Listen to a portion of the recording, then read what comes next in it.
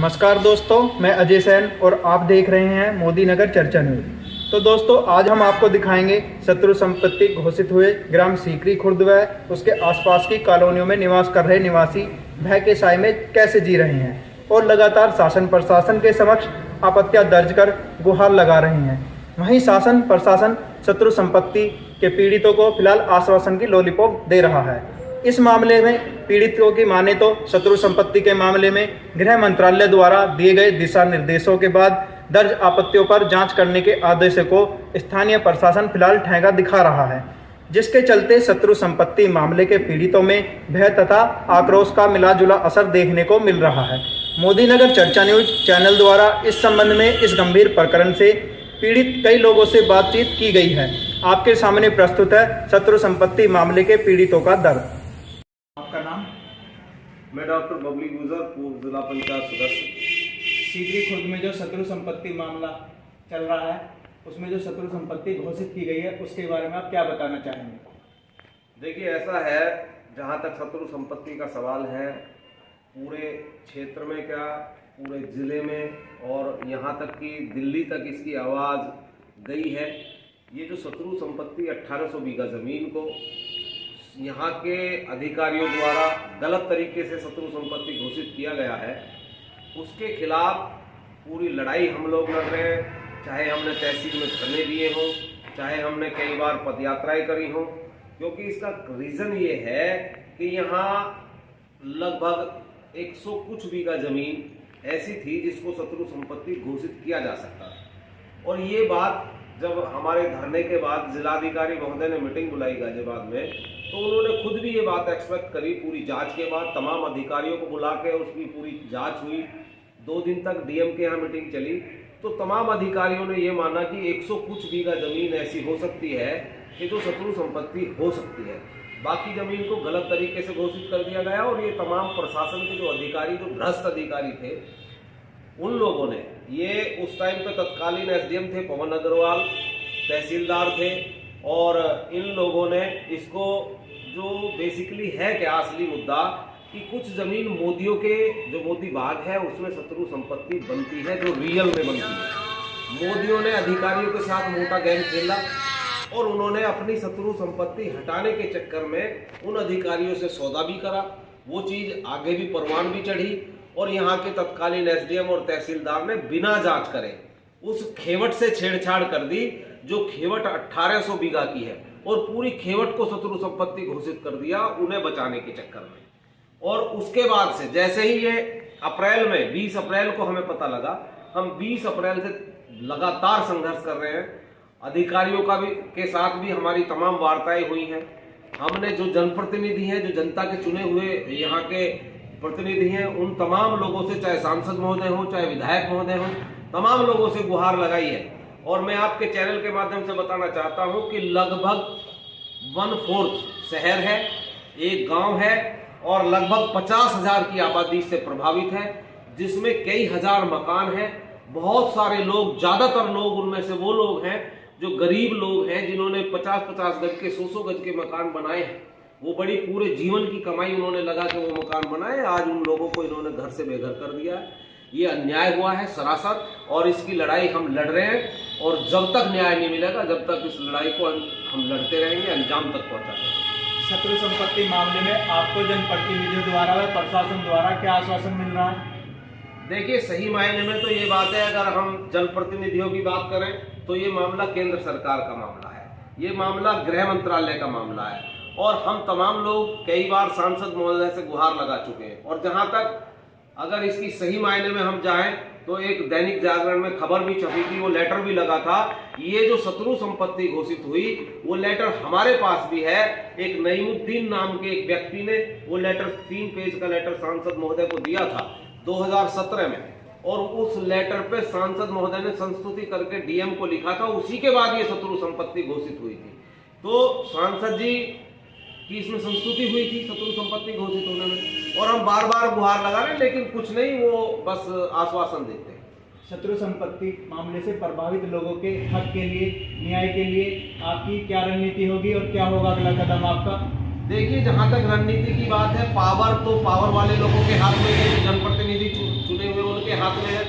हम ठीक है जनप्रतिनिधि रहे हैं, छोटे जनप्रतिनिधि रहे हैं, जिला पंचायत सदस्य रहे हैं, लेकिन इस देश में, इस लोकतंत्र में एक जो बाबा साहब ने एक ताकत दी कि आदमी अपनी आवाज़ उठा सकता है, अपनी लड़ाई लड़ सकता है, अपनी आवाज़ को उठाने के लिए, अपने हक के लिए, अपनी लड़ाई के लिए वो तमाम जगह पे आंदोलन कर सकता है। हमने वो प्रक्रिया जारी है हमारी, और एक जांच हमारे उस आंदोलन से होने के बाद में एक जांच मोदी नगर तहसील में चल रही है, जिसमें बहुत सारी फाइल वहाँ से यहाँ से जो लोग हैं उन्होंने लगाई दिल्ली में, और दिल्ली से वो यहाँ आ गई हैं, उनकी जांच चल रही है।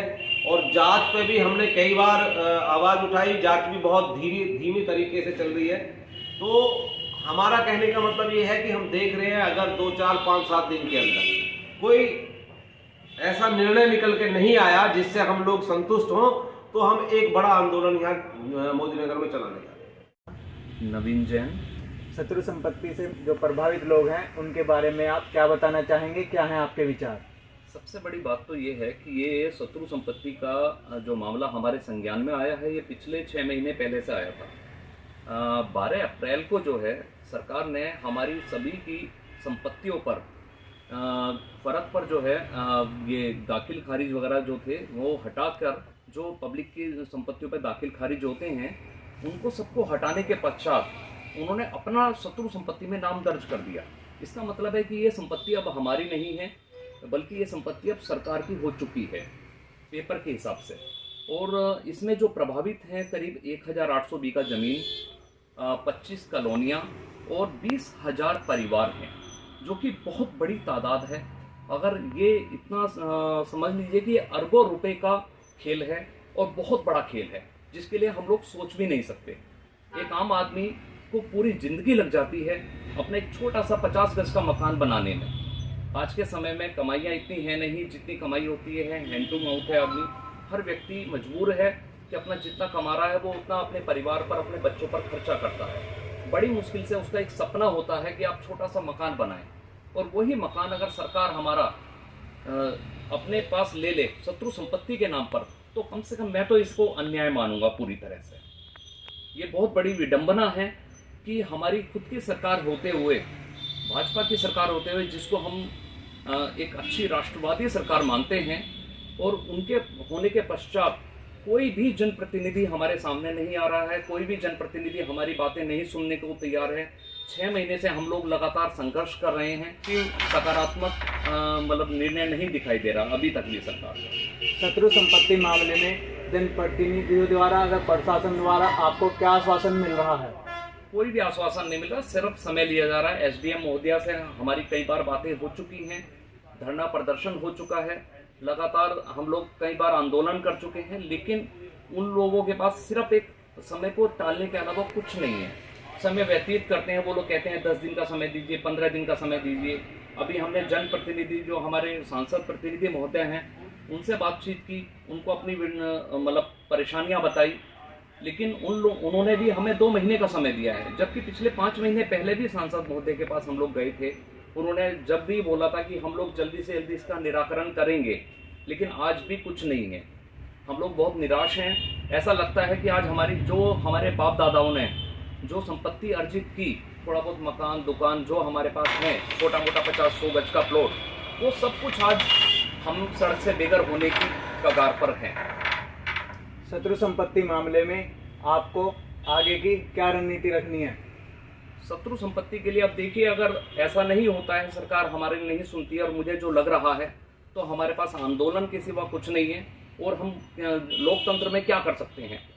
पहला, हम लोगों ने ये निर्णय लिया है कि ये जो नगर पालिका के चुनाव हैं इनका बहिष्कार किया जाए।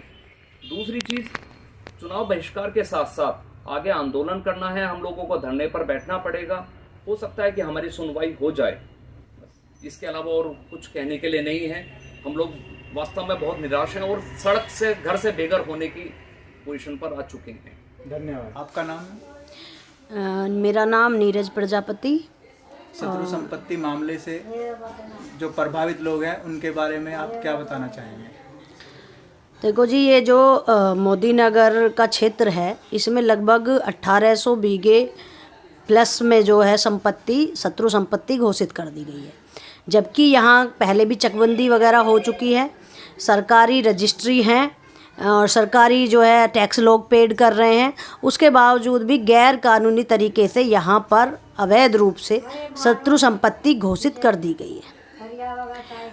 इसमें आपको प्रशासन व जनप्रतिनिधियों के द्वारा कोई आश्वासन या कोई क्रिया? इसमें जब से ये जो है इन्होंने शत्रु संपत्ति घोषित करी है तब से हमारा लगभग रेगुलर संघर्ष रहा है। इसमें लोगों को हमने जागरूक करा है और लोग खुद हमारे साथ, इससे जो लोग परेशान हैं हमारे साथ जुड़े हुए हैं, वो चाह रहे हैं कि इसका जल्दी से जल्दी समाधान हो। लेकिन प्रशासन में हमने कई बार तहसील में भी धरना प्रदर्शन भी किया, ज्ञापन भी दिए, लेकिन SDM और DM का सिर्फ आश्वासन और मात्र आश्वासन ही मिला है, लेकिन कोई संतुष्टिपूर्ण कार्रवाई होती हमें अभी तक कोई दिखाई नहीं दे रही।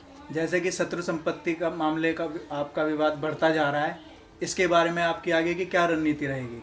देखो, आज की डेट की अगर हम बात करें तो यहाँ से मोदी नगर क्षेत्र की अगर हम बात करते हैं तो मोदी नगर में प्रेजेंट में जो चेयरमैन हैं वो जो है BJP गवर्नमेंट के हैं, अशोक माहेश्वरी जी, और जो विधायक हैं माननीय मंजू जी, वो भी BJP की विधायक हैं, और जो आप यहाँ से MP हैं वो भी BJP के हैं, यहाँ की जो मुख्यमंत्री हैं वो भी BJP से हैं, और जो प्रधानमंत्री हैं वो भी BJP से। अब आप ये देखिए कि कार्रवाई क्यों नहीं हो रही।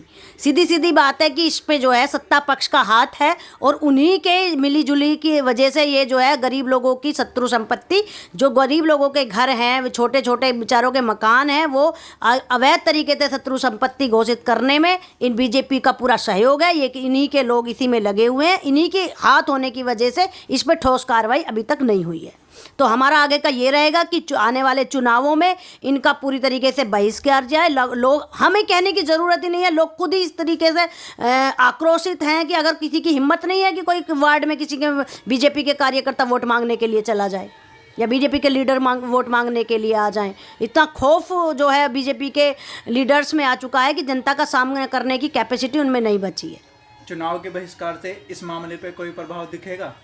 जो लोग इसमें इन्वॉल्व हैं और उन्हें चुनावी से अगर अवॉइड किया जाएगा तो देखो प्रभाव तो मेरे ख्याल से तो पड़ना चाहिए, क्योंकि यही लोग इन चीज़ों को नहीं होने दे रहे हैं। जब इन्हीं का बहिष्कार किया जाएगा तो लग रहा है कि भाई पूरी तरीके से जो जांच है वो निष्पक्ष हो, और जो लोग इससे पीड़ित हैं उन्हें न्याय मिले। शत्रु संपत्ति अधिनियम के अनुसार सरकार को नोटिस देना होता है।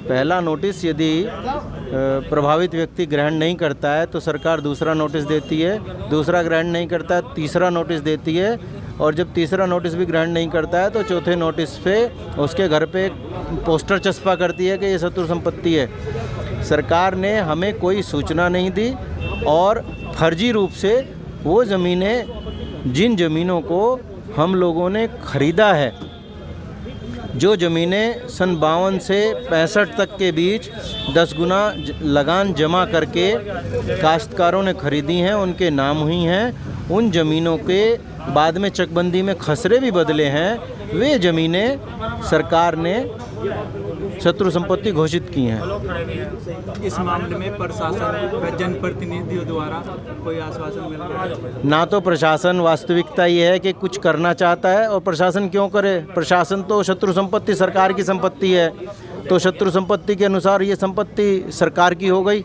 तो वो हमारे लिए क्यों कुछ कहेंगे? ठीक है, गलत ढंग से उन्होंने संपत्ति को शत्रु संपत्ति घोषित किया है। और जो राजनीति में जो लोग विधायक जी हैं, सांसद महोदय हैं, या और जो भी नेता हैं, वो लोग इसमें सही मायने में सपोर्ट नहीं कर रहे हैं। चुनावी राजनीति की एक अलग चीज़ है, लेकिन वास्तविकता ये है कि अगर सांसद महोदय चाहते तो ये काम मिनटों में हो जाता। गलत हुआ है, इसकी जांच होती, और जांच होने के बाद ये दूध का दूध पानी का पानी हो जाता।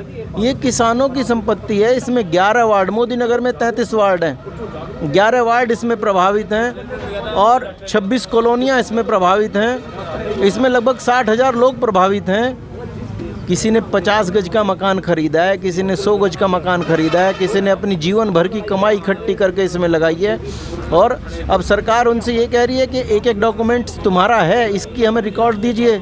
और उसके लिए हर व्यक्ति जिसका 50 गज का मकान है वो वकीलों से जो है 1339 और 1364 और 1372 के डिटेल निकलवा रहा है, और वो डिटेल निकालने में वकीलों को उसे 5-5, 10-10 हज़ार रुपये नोटिस के लिए देने पड़ रहे हैं। इस देश के लोगों का ये दुर्भाग्य है कि इस तरह की दुर्घटनाएं हो रही हैं और सरकार की नाक के नीचे हो रही हैं, सरकार देख नहीं रही है। तो ये गलत है और इसका विरोध होना चाहिए। शत्रु संपत्ति मामले को लेकर आपकी आगे की क्या रणनीति रहेगी? हमारी व्यक्तिगत कोई रणनीति नहीं है, जैसा सब लोग चाहेंगे वैसा होगा, और इसका हल केवल गृह मंत्रालय कर सकता है। तो गृह मंत्रालय के अधिकारी जो हैं उन तक ये आवाज़ पहुँचे, ऐसी सब लोगों की एक मनोभावना जैसे हो जाएगी, ये गृह मंत्रालय तक आवाज़ पहुँचे। इसकी दोबारा जांच का आदेश गलत ढंग का हुआ है। दोबारा जांच का मतलब सरकार ने बिना जांच के उस सबको कागजों में गलत ढंग से चढ़ाया था। सरकार अपने आप उसकी दोबारा जांच करके और उसको सही करती। अभी सबसे नोटिस मांगे जा रहे हैं, सबसे जो है ज़मीन के कागज़ मांगे जा रहे हैं। क्या जिला प्रशासन के पास इस भूमि के कागज़ नहीं है? क्या जिला प्रशासन ऑफ द रिकॉर्ड बोलते हैं कि हाँ ये सबके साथ गलत हुआ है, तो वे ऑन द रिकॉर्ड क्यों नहीं बोलते? शत्रु संपत्ति मामले से प्रभावित लोगों के द्वारा चुनाव के बहिष्कार की भी मांग उठ रही है, इसके बारे में? हाँ, चुनाव का बहिष्कार, मैं स्वयं चुनाव का बहिष्कार करता हूँ और सब लोग चुनाव का बहिष्कार करने को तैयार हैं और सब लोग चुनाव का बहिष्कार करेंगे। इसका कोई असर दिखेगा आपको लगता है? क्यों नहीं दिखेगा?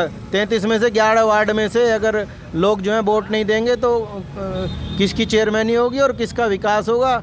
साथियों, मोदी नगर चर्चा न्यूज़ द्वारा आपको इस दर्द को दिखाने का मकसद सिर्फ यह है कि शत्रु संपत्ति मामले के पीड़ितों ने जहां तमाम निर्धारित राजस्व सरकार के खजाने में देकर अपना आशियाना बनाया था, वहीं ये लोग अब खून पसीने से बनाए गए अपने आशियाने को बचाने के लिए शासन प्रशासन के अलावा अपने द्वारा चुने गए जनप्रतिनिधियों के चक्कर काट रहे हैं। तो यहाँ सवाल उठता है कि क्या इन पीड़ितों की गुहार रंग लाएगी और क्या इन पीड़ितों को इंसाफ मिल पाएगा? मैं अजय सैन आप सभी से करता हूं गुजारिश, शत्रु संपत्ति मामला व क्षेत्र से जुड़ी खबरों को जानने और देखने के लिए आप सभी हमारे YouTube न्यूज़ चैनल मोदी नगर चर्चा न्यूज़ को कीजिए लाइक, कमेंट्स, शेयर और सब्सक्राइब। मैं आपका साथी अजय सैन आप सभी का देता हूं धन्यवाद।